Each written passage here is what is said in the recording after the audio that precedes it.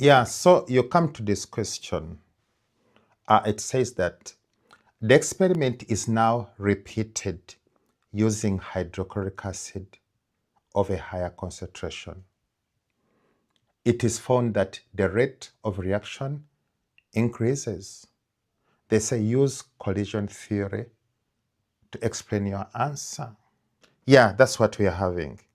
You have to remember, if we go back here, that in the first experiment, they used dilute hydrochloric acid.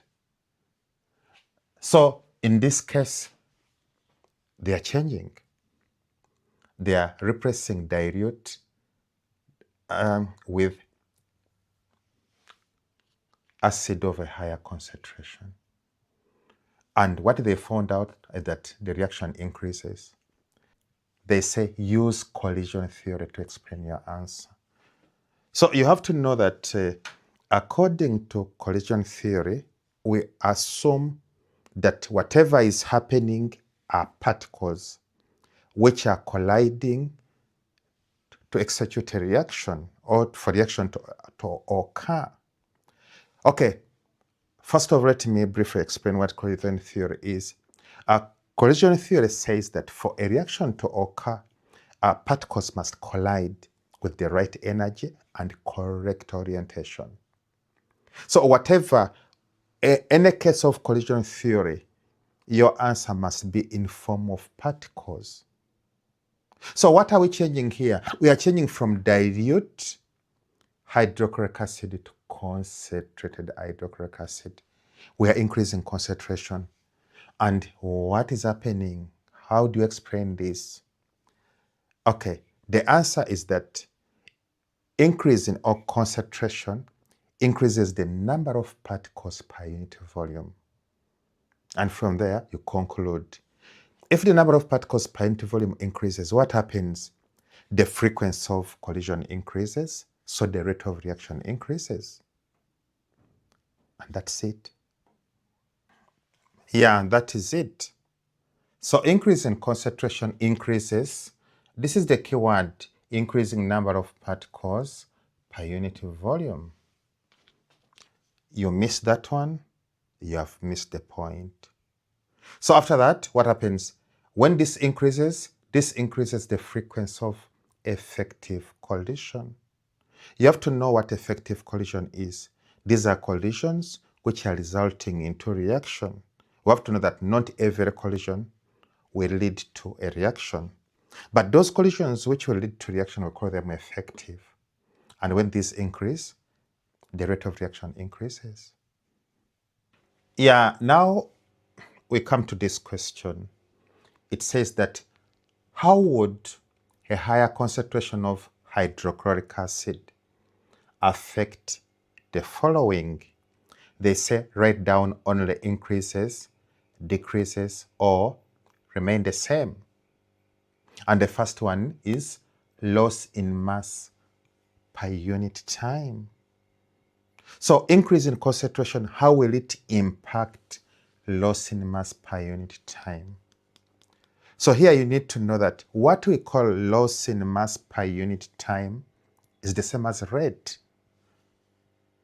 So the question, we can easily change it and say, how would increase in concentration affect the rate of reaction? We need to know that concentration is one of the 6 factors affecting rate of reaction. Factors like pressure, like temperature. So concentration is one of the factors. So increase in concentration, how does it affect rate?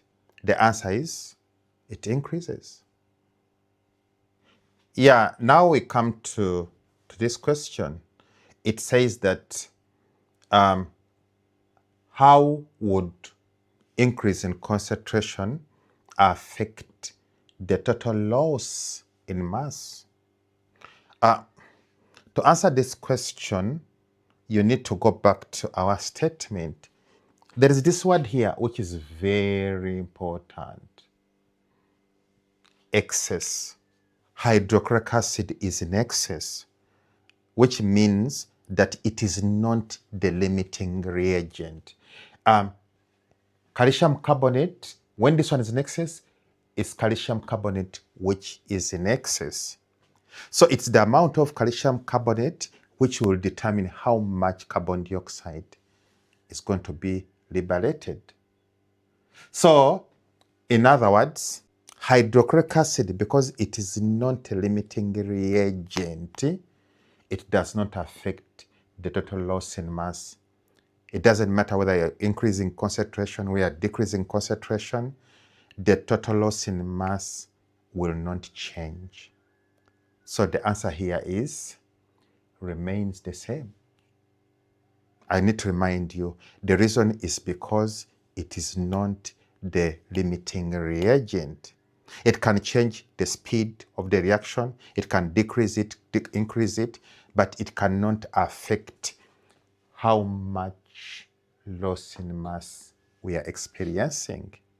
It is only the limiting reagent which does this, or which affects this. Yeah, now we come to this.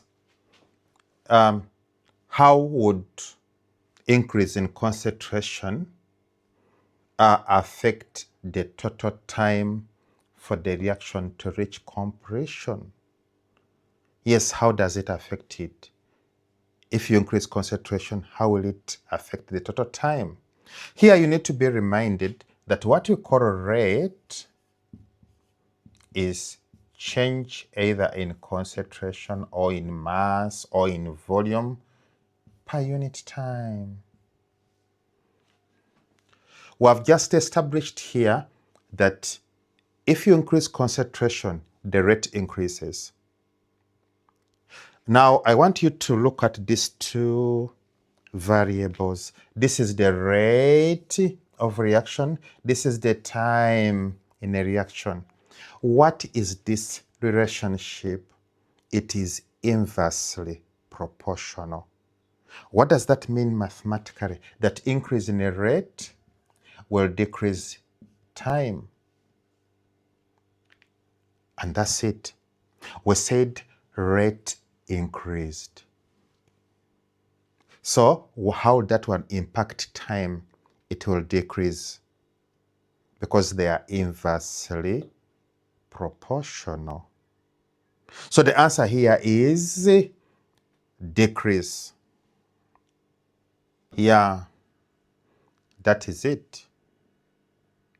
Yeah, now we come to this question. It says that apart from concentration and temperature changes, write down two other changes that can be made to increase the rate of this reaction. Okay, to answer this question, this is what you have to know, that we have 6 factors affecting rate of reaction. One is temperature. Okay. 2 is pressure. 3 is concentration. 4, catalyst. 5, surface area. And 6, nature of reactant. Okay, so these are the factors which technically affects the rate of reaction. Here they say apart from concentration and temperature. So these ones are out. Temperature is out and concentration is out. You can't mention them. So what else can you change so that the rate of reaction can change? One is pressure. We can't use it because our reactants are not gaseous. So the changes can be catalyst and surface area. And how do you put them? You can say, yeah, that is one. You can say addition of suitable catalyst. The second one is the surface area. How do you increase the surface area? You have to remember that they said we use chips. So initially we used chips. So how do you increase the surface area of chips? By grinding them.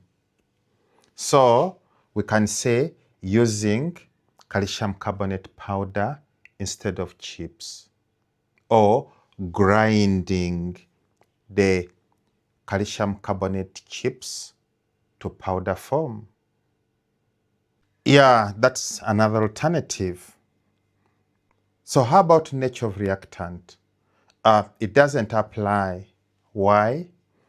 Because we are not going to change our reactants. They are the same reactants we are using. So these are the two alternatives we'll have, which we can change so that the rate of reaction can change.